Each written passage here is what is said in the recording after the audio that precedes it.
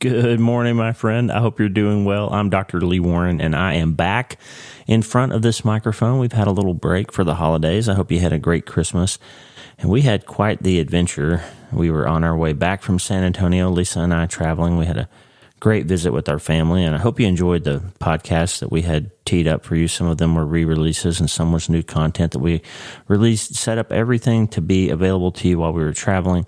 And I just made one mistake. I didn't anticipate not getting home when we intended to get home. So you missed an episode yesterday. If you noticed that, it's because we were stuck in the great Midwestern blizzard of 2023. We arrived in Denver safely on Christmas Day, and then within a couple of hours, were notified by United that our flight to North Platte was canceled because of a blizzard in Nebraska. There was a tremendous snowstorm across Nebraska and Colorado and some of the mountain states. And so we were fortunate enough. God protected us. We got a hotel room right there in the Denver airport, and then rescheduled for the flight for yesterday at 7 a.m. And then about 1 a.m., we got another text message from United that flight had been canceled, and the following day's flights had all been canceled. Now, I've got surgery today, so I really needed to get home. There's people who've been waiting to have their procedures done.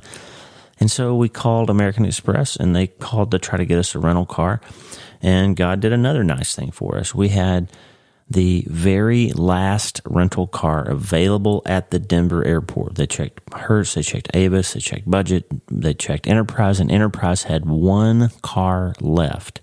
And it just happened to be an all-wheel drive SUV, which is the only car that potentially could have made it through that snowstorm. And we were able to rent that car. So yesterday, Lisa and I had quite the adventure of driving through a tremendous blizzard.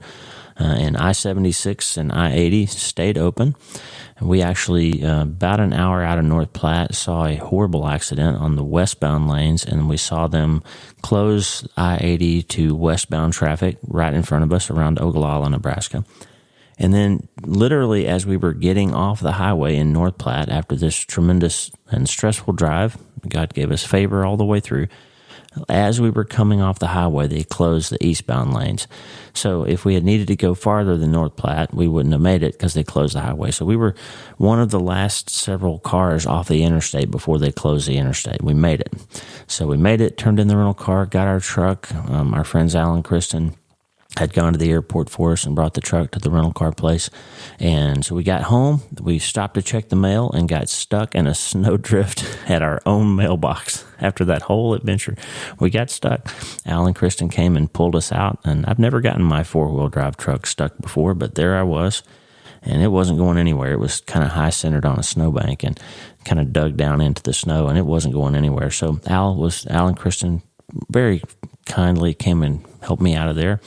And then after that whole adventure, I spent the rest of the afternoon in the side-by-side clearing snow out of our house, out of our driveway and off our porch and all of that. So turned into quite the adventure.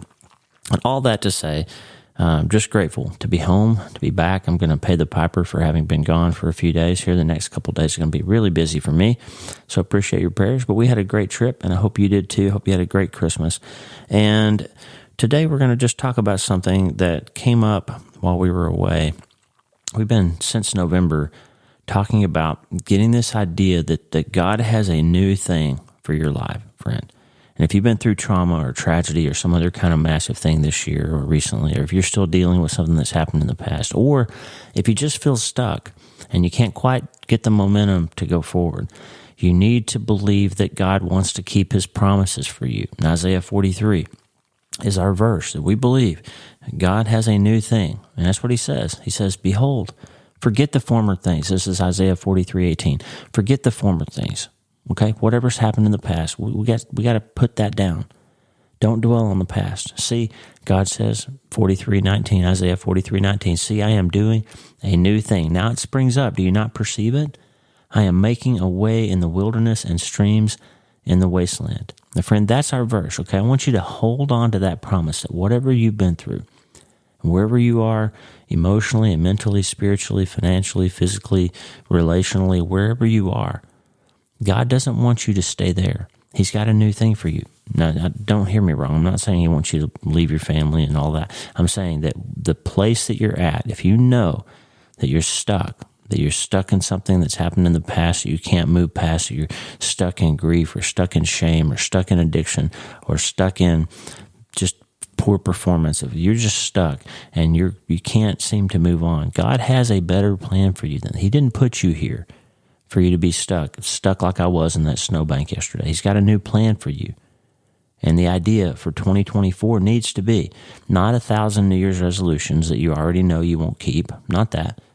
He needs you to change your mind, because you can't get there by doing the same things that got you here. It didn't matter yesterday how much I backed up and pulled forward and turned my wheels and went into low four-wheel drive. It didn't matter. Once I was high-centered on that snowbank, I was not going anywhere without some external help. I was not going to. If Al hadn't been there to put that strap on the bumper and help me back out of that hole, I wasn't going anywhere until that snow melted, okay? Because what got me there wasn't going to get me out. I was stuck. And if you're stuck too, and you want 2024 not to feel like 2023 and every year before has felt, then you've got to do a new thing with God. You've got to let Him do the new thing. So we're going to talk about pathways to do that today. And we're going to talk about one specific thing that's keeping some people stuck. We had a friend who revealed some stuff to us on this trip that you need to hear a word today about how to change something. We'll talk a little bit about some particular habits that might be keeping you stuck, and some things that might help you to sort of shake off the things that are hindering you. And we're going to do all that in just a few minutes. And before we do, though, I have one question for you. Hey, are you ready to change your life? If the answer is yes, there's only one rule. You have to change your mind first. And my friend, there's a place where the neuroscience of how your mind works smashes together with faith, and everything starts to make sense. Are you ready to change your life? Well, this is the place, Self-Brain Surgery School. I'm Dr. Lee Warren, and this is where we go deep into how we're wired, take control of our thinking, and find real hope. This is where we learn to become healthier, feel better, and be happier. This is where we leave the past behind and transform our minds. This is where we start today. Are you ready? This is your podcast. This is your place. This is your time, my friend. Let's get after it.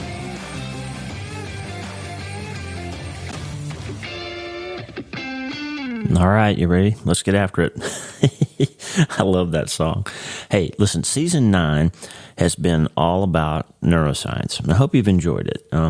We've been digging deeper into how our brains and our minds are created, how they're wired, and what we can do about the parts of them that aren't serving us well. If there's something working in your brain that's not helping you, the good news is we know now clearly through the neuroscience that you can change the way that your brain works. You can. And the most powerful agent of change of neural pathways is directed thinking, the power of mental force, as Jeffrey Schwartz calls it, self-directed neuroplasticity, if you want to use the technical term. You can change the way that your brain works. You can change the synapses and the pathways, and you can, over time, learn to think differently than you have. I'm always telling you, you can't change your life until you change your mind. And what we know about the brain very clearly now is the brain is the only computer in the world where the software, your mind, can upgrade the hardware, your brain. If you have a, say, MacBook Pro on your desk that's old, like mine, it needs to be replaced, okay? You're not going to wake up one morning and go in there and find a brand new PC that somehow the old computer has upgraded itself into a new computer. You're not going to find that your old iPhone has suddenly turned itself into a brand new iPhone 15 titanium, because computers can't upgrade their own hardware. They can't, but your brain can.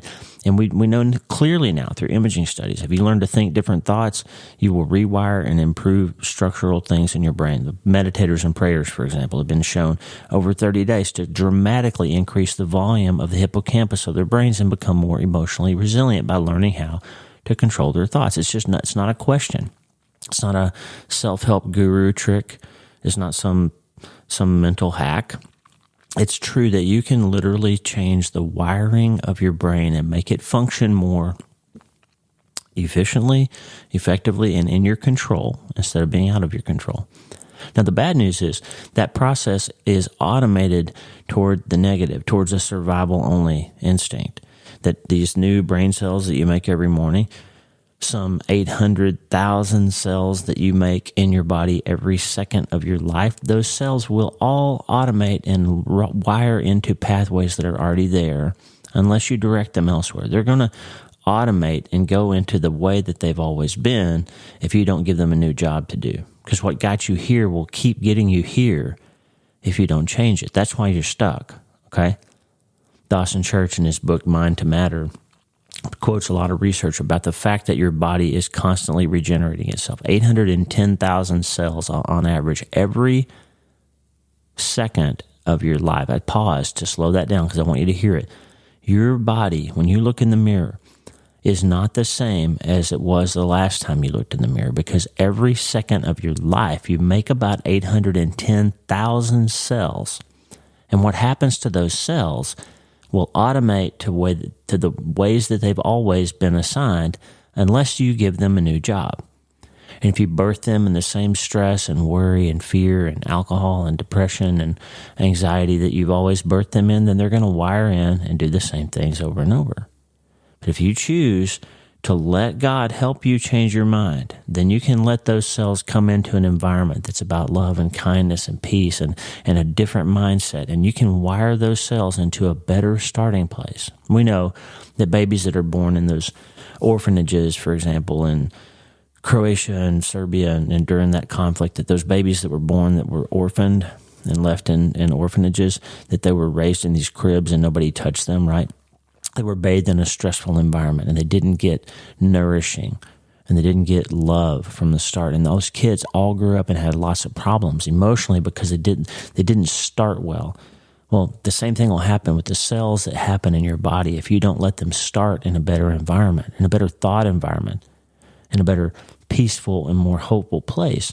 Then they're going to just wire into the same old, and your life is going to continue to feel stuck like I was yesterday in that snowdrift. So let's do something different. Let's change something. Let me pivot for just a second. We're getting close to the end of the year, and I do not want next year to start for you like it's always started. Okay, we all do the same thing. We make all these New Year's resolutions, and we don't even believe them when we write them down, right? I'm going to do this. I'm going to get in shape. I'm going to run 5 miles a day. I'm going to eat 100 calories a day. I'm not going to drink alcohol. I'm going to go to church every 5 days a week. I'm going to read 1,000 books. I'm going to make $1 million. We say all these things, and we already know we're not going to do any of them. That's why something like 75% of New Year's resolutions are abandoned by the second week of the year, because people just aren't very good at snapping their fingers and making these dramatic changes, right? So I don't want that for you. What I want rather is for you to take God seriously when he says in Isaiah 43, I'm doing a new thing, and I want you to forget the former things and don't dwell on the past. I want you to believe that I'm making a way in the wilderness and a stream in the wasteland. And here's how you do it, okay? Here's how you do it. In my career as a neurosurgeon, unfortunately, I get to see a lot of people who have done some particular thing for the last time in their whole life. This is a sobering thought for a moment. There's going to be a last time that you do all the things that you do in your life. And I'm in the place where I get to see the people who had one more time something to drink and decided they needed to get in their car for some reason and they didn't make it and had a crash, and now they have a head injury or spinal cord injury, or now they're dying of a brain bleed. And that was the last time that they drank alcohol, was because they decided to drive their car. And that last time was not in their control. That they don't get to choose the next time whether or not to, because now they've died or they've injured themselves. Or I get to see the time when Dad had one more drink and slipped and fell down the stairs and hurt himself, and the kids put him in a nursing home, and now he doesn't have the choice. It's not his choice anymore to say no. I get to see the guy who raised his hand to his wife one more time and she shot him. Said, that's not going to happen to me again. I'm going to say no to that again. I get to see that stuff. The kid who hit his head on the sidewalk because he didn't wear a helmet, even though mom and dad say, oh, he always wears his helmet. Well, he didn't wear it this time. And now it's the last time. So I'm in the place where I see that, where people decided not to consciously choose that this would be the last time, and they've hurt themselves or something bad has happened. And I just want to tell you, if there's something in your life that is harming you and you know it's harming you, or there's some behavior in your life that's threatening your marriage, or there's some addiction in your life, or there's some pornography, or there's some relationship, or there's some alcohol, or there's something in your life that when you do it, you always have a little voice in your head that sounds a little bit like Isaiah 43. Forget the former things. I want to do something new in your life. Like you have this nudge that, hey, this is something I'm having trouble with, and I need to get this under control, or I need to decide. Like Job 38:11 says, this far you may come and no farther. So Job, God says, I look at the ocean and I tell the ocean how far it can come. And I say, no farther than this. This is it. And friend, I just want you to today, as we're getting close to the end of the year, to say there may be some places in your life where you already know that you need to control when that last time is, so somebody else doesn't control it for you. Just like I said before, those new cells that grow in your brain or in your body every second, those 800 and something thousand cells that form every single second, you can direct what happens to some of them by changing your thinking, but they will direct themselves if you don't. And the same thing, whatever this thing is in your life, whether it's alcohol or pornography or abusive behavior or gambling or whatever it might be, there's going to come a last time when that thing happens for the last time in your life. And I don't want it to be when you're 97 years old and you've just blown your whole life out and wasted years and years of your life on something you already knew you needed to change. And also don't want it to happen with sirens and lights. And I don't want it to happen with divorce. And I don't want it to happen with having to go to recovery against your will. Okay?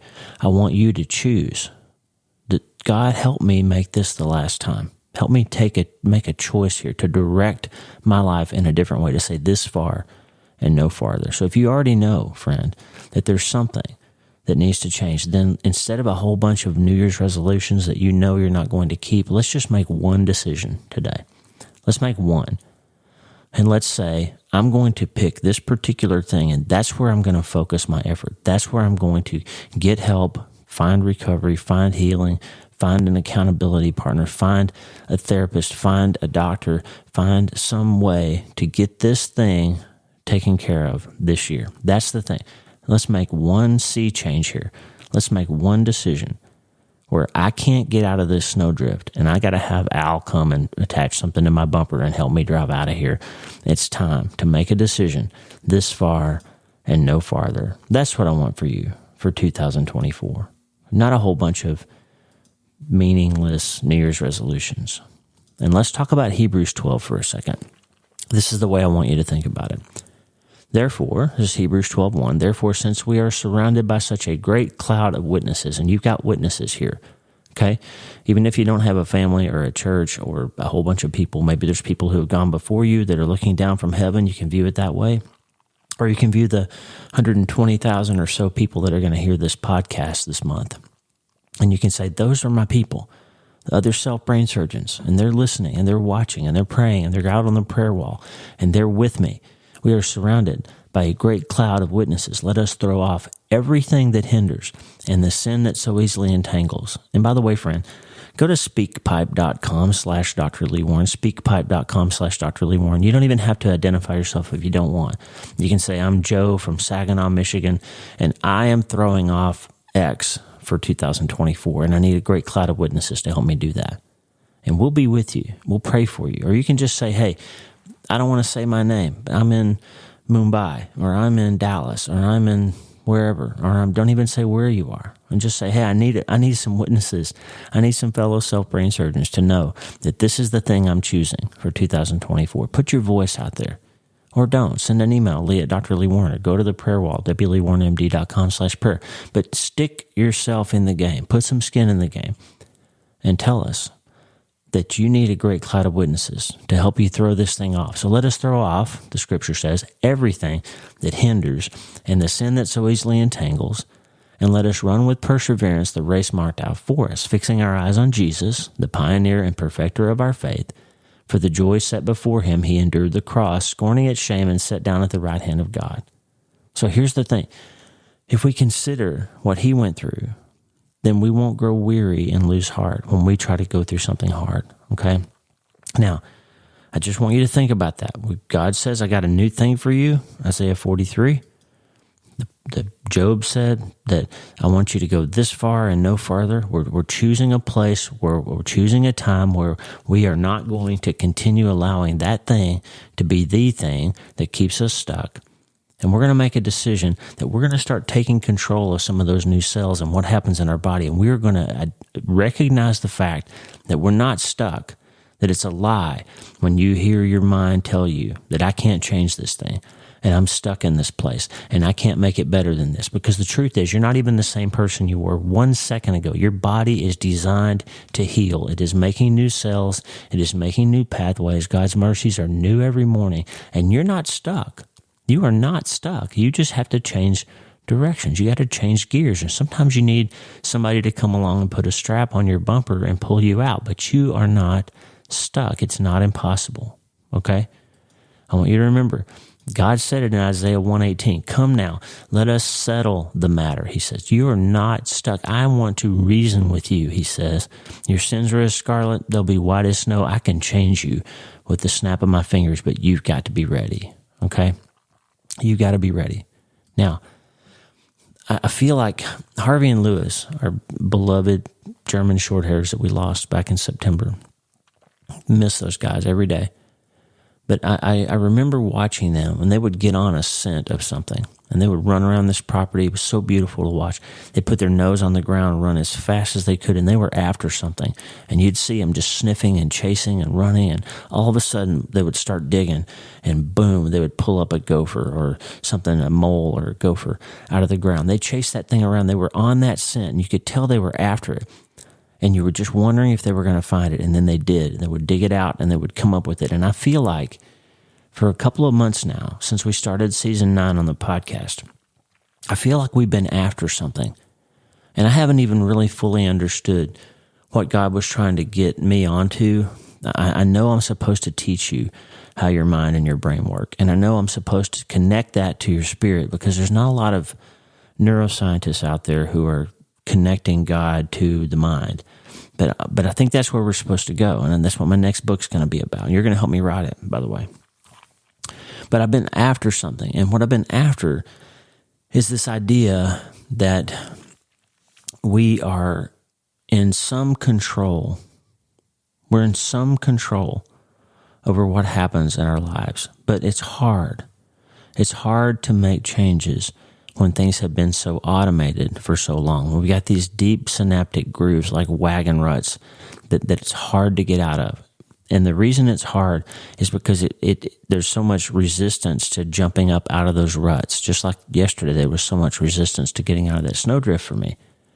But what we're after, what I've been following, is this knowledge that we've learned that when you do hard things willfully, your cingulate gyrus gets more robust, and it gets easier for you to shift out of something hard towards something more effective, to shift out of something synaptically programmed and into something more helpful. It gets easier for you to do that the more you put yourself through the process of doing something hard. That's why we did 2 episodes recently of You Can Do Hard Things. Go back and listen to those. We know that your brain becomes structurally more robust in the areas related to resilience when you push yourself through hard things. Now, let me give you an example from alcohol use. This is interesting. So we had a conversation with a friend on this trip who said, hey, I'm depressed, I'm taking antidepressants, I'm drinking more than I should, and I'm worried about my memory, and I'm struggling emotionally, and I just don't know, I don't understand how I can get out of this rut. Well, let me give you some good news, friend. Here's some good news. And first, a prescription from your friend, the brain surgeon, okay? If you are depressed and requiring antidepressant medications, and you are using alcohol, this is clear from the science. The number one way for you to improve your depression, and most likely to be even able to possibly get off of your antidepressant, is to stop using alcohol. Okay, this might hit you like a ton of bricks. Alcohol is a central nervous system depressant, and it worsens clinical depression. And if you're taking alcohol, using alcohol, and requiring an antidepressant, you need to stop drinking alcohol. Okay, that's a prescription from your friend, because the use of alcohol worsens the neurochemical environment in your brain and makes depression and anxiety simultaneously worse. And so if you're requiring medication already for your mental health and you're using alcohol, then you're robbing Peter to pay Paul. You're making the depression worse, increasing the need for the antidepressant by taking a substance that makes your brain more chemically depressed. So if you're struggling with that, if you're struggling with depression or anxiety and you're using medications for that, you need to get alcohol out of your life. That's an emergency. Make it one of those things that you choose when you're going to stop, whatever the cost, okay? Whatever hard work it takes you, whatever embarrassment it might be for you to admit to your loved one that you need help in that area or to talk to your doctor about ways to break that cycle. You need to get off of alcohol if you're struggling with depression. Okay, I'm saying that to you as a friend because people commit suicide over this. They don't understand why they feel so bad. They don't understand why the antidepressants aren't working. They believe in their minds that alcohol helps with their depression when it's a big lie from the devil that it actually makes your depression worse. And they use alcohol and they become progressively more hopeless and they eventually take their own lives. Or they have a car accident or they run out of wine and they need one more bottle and they've already had some and they decide to drive and they have an accident, run over somebody in the crosswalk, and their life becomes about dealing with that legal issue.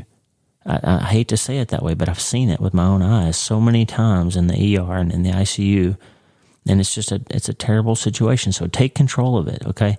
If you're drinking alcohol and also requiring an antidepressant, the best path forward for you is to stop using alcohol. That's the best path. There's an amazing article from recoveryanswers.org about people who have been in alcohol treatment centers for alcohol use disorder. And there's some really good news from the research about what happens to these people when they stop drinking. And these are people that have had to go to institutions, okay? And they've shown that after a single session of inpatient recovery, getting off alcohol for even up to just 30 days, shows significant improvements in their short-term memory, long-term memory, verbal IQ, verbal fluency, and not only behavior, but that functional imaging studies have shown that the structure of their brains becomes progressively more normal and their volume of their hippocampus, which is involved in memory, improves significantly within 6 months of abstinence. So these are people who are alcohol dependent, okay? They're alcoholics who have been in treatment facilities. They can make their brains almost back to normal in several important areas, okay? Now, some things don't get better. Cerebellar function, visuospatial skills, attention deficits, those don't really get better even after 6 months. But if you're not in that situation where you're an identified alcoholic in a treatment center and all that, if you're just a person who's getting concerned about your own mental health, you're taking an antidepressant, you're worried about your memory, you're struggling with your day-to-day function because you know you're drinking too much, the good news is your memory will get better if you stop drinking. Almost certainly, okay? Now, yes, people can have Alzheimer's and yes, people can have other dementias and all that. But if you're using alcohol and you're worried about your memory, the number one way that you can improve your memory is to stop using alcohol. That is clear cut from the neuroscience. If you're worried about your memory, before you go take Aricept and before you go put yourself through a whole bunch of dementia testing and all of that stuff, get alcohol out of your way. This is important, friend. Get alcohol out of your way if you're worried about your memory. Get alcohol out of your way if you're worried about depression. Get alcohol out of your way if you're worried about anxiety, because all of those things get better when you remove alcohol from the mix. Okay, now that's enough of that. I'm just saying that because it's amazing to me how often we spend countless dollars and countless trips to the doctor and countless trips to the therapist about depression or anxiety or memory loss or other kinds of mental issues, and we still have alcohol in the mix. You need to get it out of there, okay? Go read my friend Annie Grace's book, This Naked Mind. There's a lot of research about this in there. You need to let that be one of the new things that God is trying to do in your life for 2023, okay? As we close today, friend, I wanted to give you this idea that we're on to something. We're sniffing the ground, and what we're sniffing is we understand that the cingulate gyrus gets more robust when you willfully put yourself through hard things. When you do things that seem unpleasant or difficult, and you do them anyway, your brain gets more able to handle hard things that come along. You become more resilient, more able to handle trials and traumas and tragedies and things that come along. And we know now that when you stop drinking alcohol, because it's hard to do that, when you stop gambling, because it's hard to do that. When you get yourself help for pornography addiction, because it's hard to do that. Guess what happens? Your hippocampus and your cingulate gyrus get more robust. That's what we've been sniffing after, okay? I thought it was interesting research. What it really is proof that when you give something to God, He heals you. And Psalm 103 says, "Bless the Lord, O my soul, let all that is within me bless His holy name. Praise the Lord, O my soul, and forget not all His benefits. He forgives all my sins. He heals all my diseases." Okay? He redeems my life from the pit. He crowns me with love and compassion and satisfies my desires with good things so that my youth is restored like the eagles. That's Psalm 103. He will heal the parts of your brain that your habits and your lifestyle have caused, if you're willing to give Him a chance to do so. So instead of a whole bunch of meaningless New Year's resolutions, let's remember the 10 commandments of self-brain surgery, and let's decide that we're going to throw off the things that are hindering us, even if they're not sinful things. Sometimes they are. But anything that hinders, and let's just grab onto this idea, settle the matter, reason with God, and understand that He has a new thing. But what got me here won't get me there any more than me spinning my wheels yesterday was going to get me out of that snowbank. Okay? The 10 commandments of self-brain surgery: relentlessly refuse to participate in our own demise. If you're opening a bottle to try to make yourself feel better about something and the next day you don't feel better about it and you feel worse, you're paying a tomorrow tax. Stop paying a tomorrow tax. Okay? Love your brain more.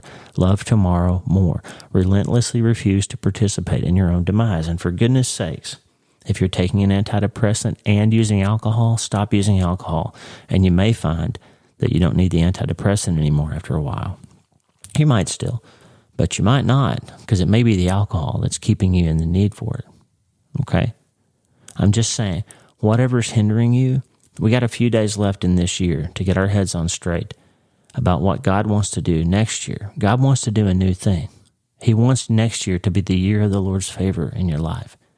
He wants you to choose when the last time is, so it doesn't have to get chosen for you by your kids or by the police or by the ICU doctor or by the mortician.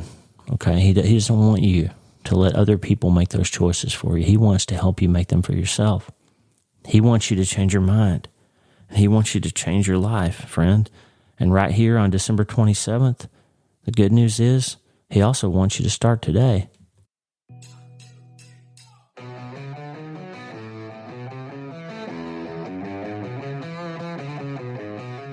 Hey, thanks for listening. The Dr. Lee Warren podcast is brought to you by my brand new book, Hope is the First Dose. It's a treatment plan for recovering from trauma, tragedy, and other massive things. It's available everywhere books are sold, and I narrated the audiobooks. Hey, the theme music for the show is Get Up by my friend Tommy Walker, available for free at TommyWalkerMinistries.org. They are supplying worship resources for worshipers all over the world to worship the Most High God. And if you're interested in learning more, check out TommyWalkerMinistries.org. If you need prayer, go to the prayer wall at wleewarrenmd.com/prayer, wleewarrenmd.com/prayer, and go to my website and sign up for the newsletter, Self-Brain Surgery, every Sunday since 2014, helping people in all 50 states and 60-plus countries around the world. I'm Dr. Lee Warren, and I'll talk to you soon. Remember, friend, you can't change your life until you change your mind. And the good news is you can start today.